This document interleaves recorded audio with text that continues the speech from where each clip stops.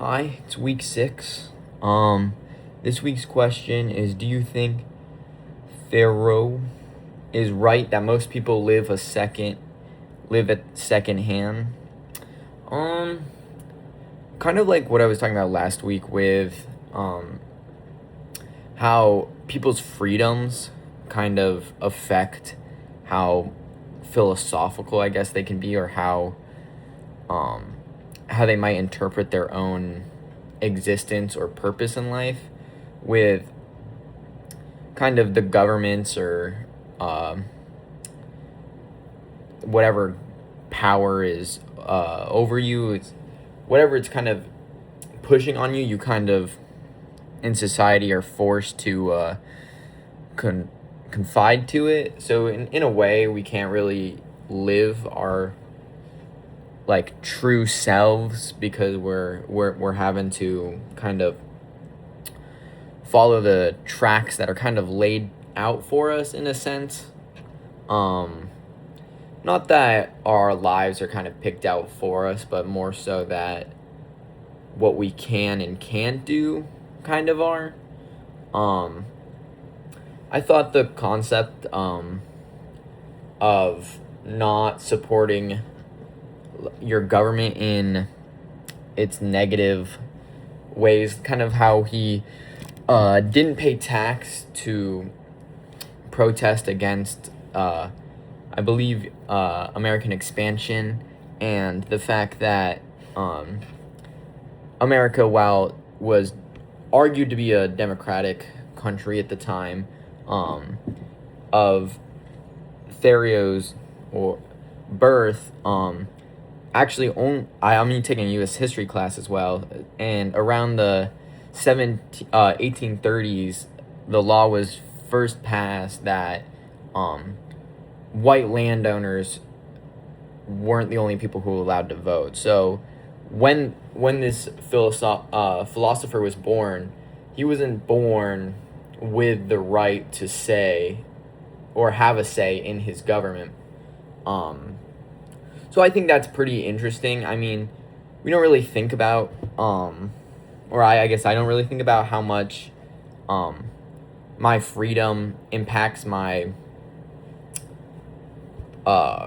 way of life, but I guess I've really never thought about what limitations I have.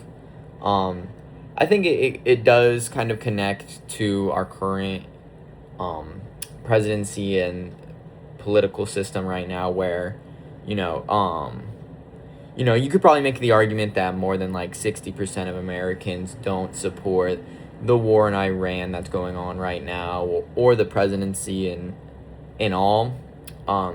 But nothing's really exactly being done about that. And it seems like we were just having to wait for the system to give us the opportunity to put someone else in office in 2 years. So I think in that way we have less like a lot less of our true want in the world is kind of separate from the way we live, because we live in a society. I kind of thought that this week's philosopher's way of finding himself in isolation, in my opinion, isn't really a reality anymore. I mean, with technology and how intertwined people are in global trade, and how we can kind of communicate with anyone around the world now, it's really different to be like, oh, connect with nature and so on. But I really feel like now we have a different like social structure where we're very much affected by everything around us, and it's kind of a lot more culture and people than I think he was experiencing with this.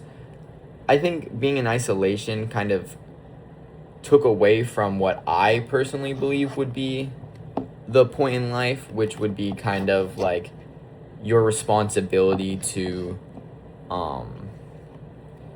humanity, I suppose, where I believe that, like, as a individual from Vermont, I have, somewhat of a responsibility to be a functioning member of Vermont, get a job and so on and so forth, and help produce something. Whereas I feel like he was very against industrialization and those types of things, where he kind of felt like we were going in the wrong direction.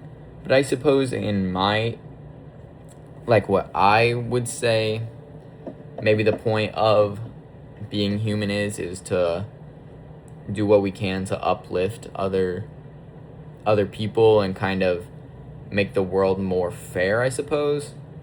But that was this week's reflection. So I do believe that there is a part of us that we're kind of born with, but I don't really think there's a way that we can truly represent that part of us where it's truly us, just because of the current complex world we live in. But yeah, thank you for listening.